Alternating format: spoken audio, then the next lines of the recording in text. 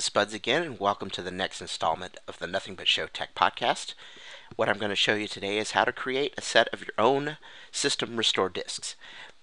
The best part about this is that it'll create a set of system restore disks with all of your favorite software already installed so that you don't have to do that every time.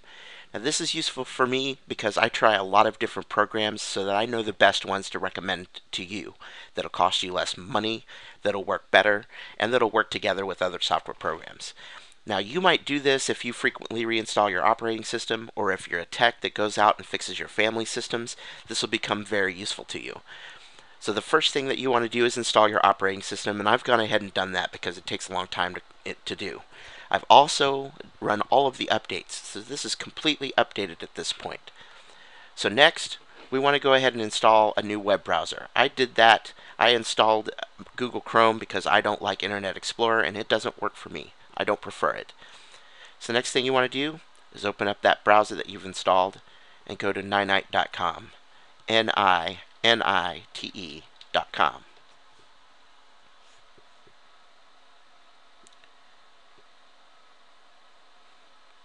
As you can see here, Ninite is now up. What Ninite allows you to do allows you to pick all of your favorite programs if they're on the website and install them with a simple installer that you can get at the bottom, so that you don't have to go to each website, download the installer, and install it one at a time. This will save you a ton of time. So I'm going to go ahead and choose Chrome, even though I've already installed it, just because we're going through the example. And I'm going to install my favorite messengers. Since I have an iPod, I'm going to get iTunes. I highly recommend VLC as your universal media player. It will play anything, so I highly recommend it. And I watch Hulu, so I'm going to grab that. In our rich media world, on this wonderful modern internet, you're going to need a lot of these different programs, so I recommend selecting all of them. I also grab Paint. If you don't have Photoshop, it's the next best thing in my opinion on Windows. I have Office, so I'm going to skip this. If you have Office, so should you. Unless you plan on buying it, it's really not worth installing this. Instead, you might want to select OpenOffice, or my personal favorite, next favorite is LibreOffice. If you're going to choose between these two, select LibreOffice.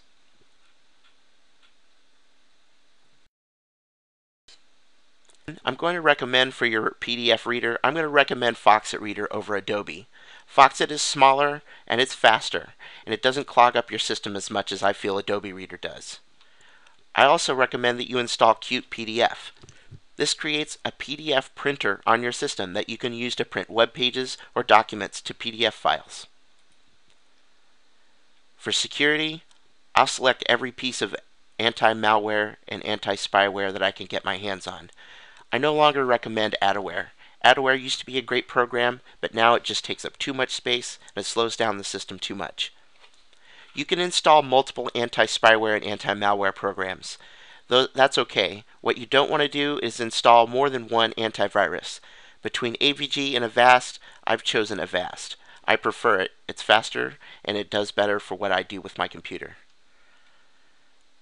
I'm a Dropbox user and a Steam user, so I'm going to grab those. I use Evernote and Google Earth for my job, so I'll go ahead and install those as well. For CD burning, I grab ImageBurn and CD Burner XP. If you don't have the money to shell out for Nero, this is the next best thing. I use WinRAR for my compression tools. If WinRAR doesn't do what you want, use P to use for me and what I do. But if WinRAR doesn't do the job, pzip certainly will. I use PuTTY, Notepad++, and FileZilla almost every day, so I'm going to grab those as well. Then I'm going to click Get Installer. The installer should automatically download to your machine. It's only about 250K. It would fit on an old style floppy. Then I close the browser and I run the installer. It's going to prepare the setup, then it's going to start downloading and installing all of these tools in the background. You can click on Show Details and look through all of the programs to see what it's doing. It will tell you if there are any errors or if a file didn't install properly. then you can go and grab that one individually. This is going to take a long time, so I suggest that you go get a sandwich. You've earned it. When we come back, I'm going to show you how to create the images themselves with a backup software. See you in a few minutes.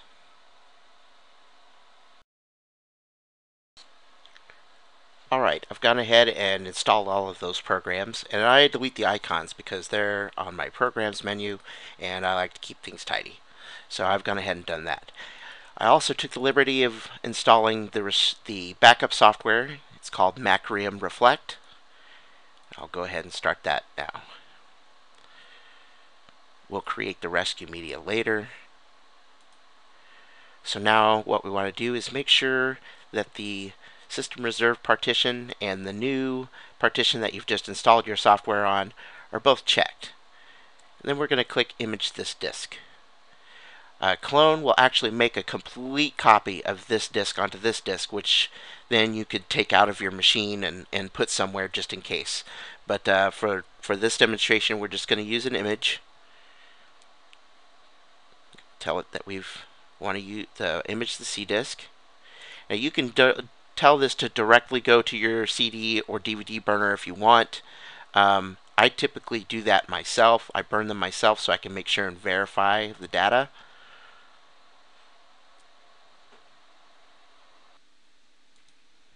And I'm going to put these files in D.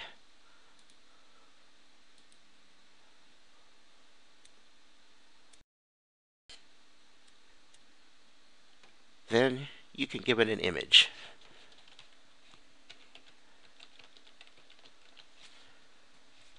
Okay. Nothing but show virtual machine backup 2/4/2012. Then click next. Make sure intelligent copy is set to yes. If you don't set that to yes, it will copy the entire partition and it will make the file size much larger than it needs to be. I usually turn the compression up. If you have a fast machine, it won't affect the speed that much. Once I confirm that all of those things are set the way I like them, I click Finish. Give it a name if you want.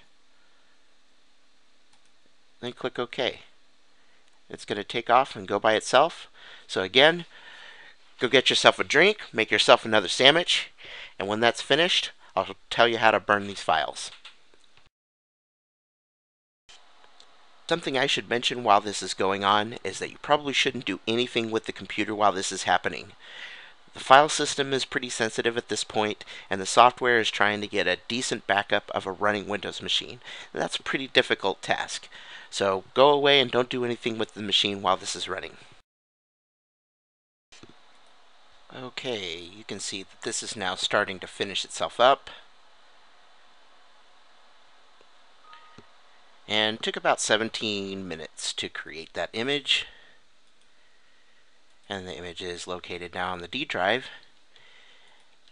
You can see that it's a little bit large to burn onto a DVD, but you can set when you go to start a backup. Just walk through this real quick again. You can go to Advanced Options, click on File Size, and then if you want to burn it onto a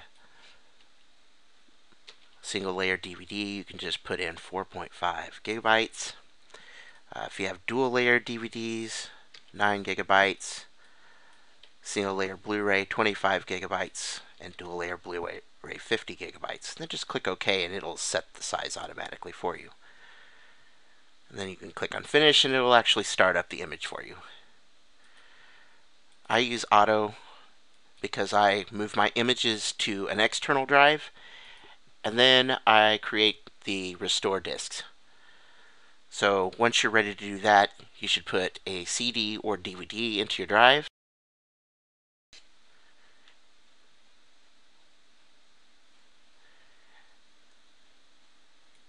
I'll use Linux because it doesn't require the Windows PE downloader, which is really large, or requires you to have the full version, which we don't have here. The Linux version works just as well. It's just as easy to use. Just click Next and choose your burner. We're using a virtual machine, so there's no burner here. So click Finish, place the rescue image on my desktop, or if you used a CD, it would have burned it for you. It doesn't take very long. You see the image is only 12.8 megs. It takes about a minute and a half to burn that. Then, if you have your rescue CD burned and you have this image on an external drive, you can essentially restore this machine from scratch in just about no time at all. So, next time we're going to show you how to do that. I'm going to use this image to restore this old thing back to normal, assuming that we had a system crash of some sort. And we'll create the circumstances for that next month. So thank you again for listening, and we'll see you next month.